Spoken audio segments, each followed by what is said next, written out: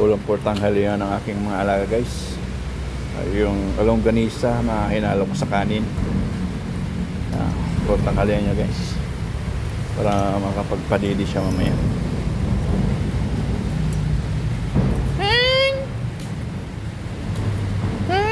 Linipat ko dyan sa karton guys kasi naulan doon. Mababasa siya.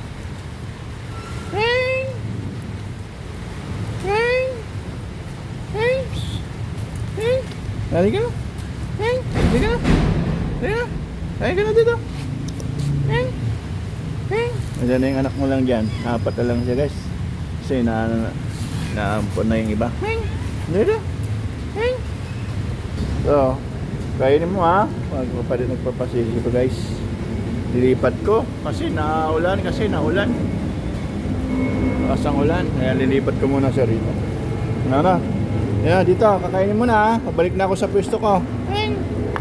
Pagkatapos mo pagkatapos mo magpadidi dyan. Sige, bye bye. Pusin mo yan ha. Dyan, kumain ka muna dyan ha. Iwanan muna kita dyan. Yung anak niya guys. Yan ha. 4 na lang. Yung iba iuwi ko para maalagaan din. Bye bye. Pusin mo yan pagkain mo ha.